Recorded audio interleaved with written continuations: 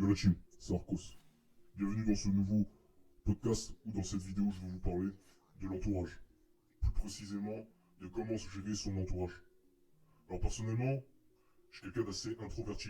C'est-à-dire que je fais gaffe à qui va traîner avec moi en fait. Si vous voulez, je suis un peu le gars qui est un peu solitaire. Ou du moins, le loup solitaire. Ça veut pas dire que t'es forcément un paria le fait d'être loup solitaire. Mais le loup solitaire, c'est plutôt une solitude par choix. Parce que quand vous êtes différent de la masse, il peut vous arriver pas mal de choses. Et ça, je l'ai compris récemment. C'est pour ça que j'ai dû être obligé de cut pas mal mon entourage pour justement ne pas freiner mon développement personnel et continuer à évoluer dans ce que je voulais faire. Alors en fin de compte, comment gérer son entourage toxique? En fait, c'est simple.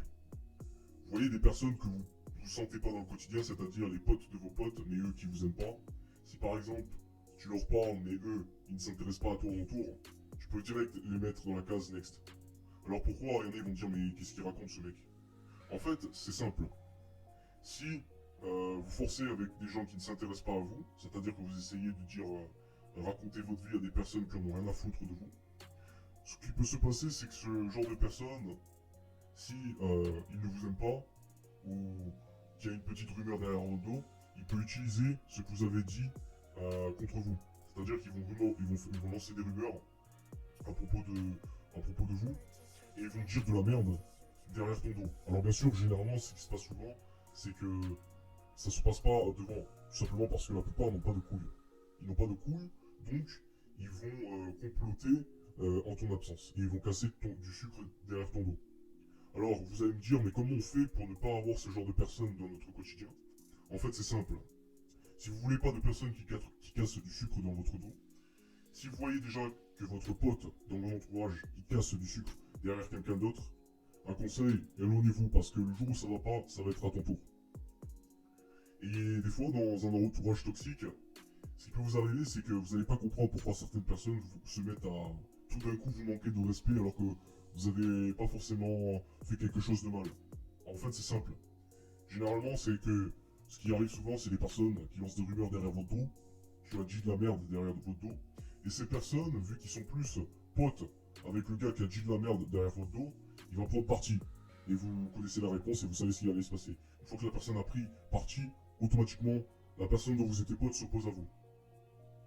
Et donc, quand vous sentez pas la personne, le mieux, c'est de se barrer et de la dégager. Ne plus donner de l'attention, de la validation, car non seulement vous perdez de l'énergie, et de deux, ça vous permettra de garder votre vibe qui, entre guillemets, vous permettent de continuer vos travaux et de rester avec les bonnes personnes.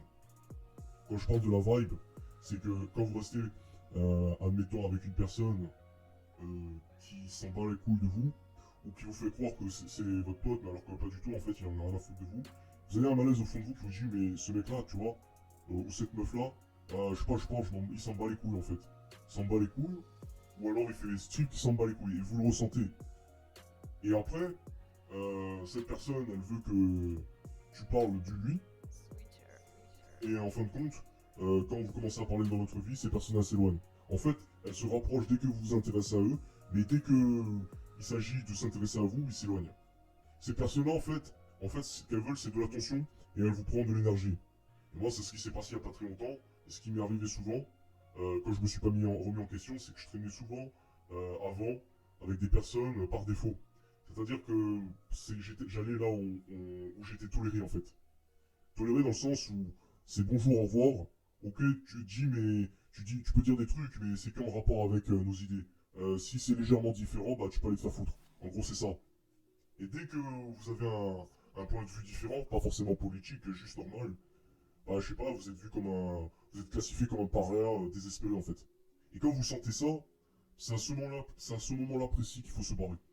Pourquoi? Parce que ces personnes-là, comme je vous ai dit, ils vont casser du sucre derrière votre dos et certaines personnes pourront s'en mêler et vous faire chier dans votre quotidien. C'est donc pour ça que je vous recommande de trier les personnes dans votre quotidien et afin de préserver votre énergie.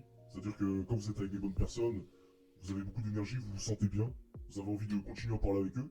Mais quand vous avez avec des personnes par défaut, parce que vous n'avez pas d'amis et que vous êtes dans le désespoir total, mieux vaut rester seul en fait. C'est le mieux. Et en fait, justement, quand vous restez avec ces personnes par défaut, bah vous aurez beau parler, mais vous allez perdre votre énergie en fait. Après l'interaction, vous allez vous sentir vidé de l'énergie, et du coup, bah, vous serez un peu frustré. Vous aurez un léger malaise en fait. Vous dites, mais putain, vas-y, je sais pas, je me sens vidé en fait. En fait, c'est ces personnes-là en fait. Moi, ce qui m'énerve, personnellement, avec ce genre de personnes, c'est pourquoi je préfère, à un moment donné, rester seul. C'est les personnes qui veulent que vous vous intéressez à eux. Mais par contre, dès qu'il s'agit de s'intéresser à vous, en retour, je dis pas qu'il faut attirer à tout prix l'attention sur nous. Pas forcément. Mais dès que c'est qu'une personne qui prend, et qui donne rien en retour, et qu'à chaque fois une interaction, bah, vous vous sentez vidé, et dès que vous voyez cette personne, vous vous dites, ah encore lui, il va encore me raconter sa vie, il me pète les couilles. Et sa vie dont je m'en bats les couilles. Et en fait, ces personnes-là, à un moment donné, vous allez tellement être gavé par eux, vous allez dire, dès qu'il va parler de quelque chose dont vous en avez rien à foutre, eh ben vous allez le dire. Et justement, c'est le mieux, parce qu'il vaut mieux se débarrasser de ce type de personnes qui n'ont rien à foutre de vous, mais qui veulent avoir votre attention, que plutôt rester seul en fait. Il vaut mieux rester seul dans ces cas-là. Parce que ce qui vous allez vous arriver, c'est que vous dites, ah putain, je me sens seul, ah, ils m'invitent jamais dans... Mes potes, ils m'invitent jamais, je comprends pas, alors que eux, ils s'invitent entre eux, mais pas toi en fait. Et après, vous dites, ah mais c'est mes potes, ah c'est juste des potes. Non, en fait, non, c'est pas des potes. Un pote, lui, c'est le gars qui va liker tes photos sur tes réseaux. Un pote, il va te soutenir un minimum. Un pote, lui, dès qu'il y a des invitations, des événements, ben, va te proposer d'être invité, etc., etc. Tant que vous n'êtes pas invité, ou que vous n'avez pas de bonnes vibes entre vous, ça sert à rien de les considérer comme des potes en fait. C'est juste des personnes du quotidien dont vous traînez, mais voilà, sans plus. Donc du coup, je voulais faire cette vidéo pour vous dire, apprenez à gérer son entourage, parce que si on choisit les mauvaises personnes, bah, cela peut se retourner contre nous, et surtout, ça peut nous faire perdre cette bonne vibe pour pouvoir le grind, c'est-à-dire travailler, et de s'élever dans ce que l'on veut faire. Sur ce, merci d'avoir écouté ce podcast. Tchuss, et à très bientôt pour de nouvelles vidéos.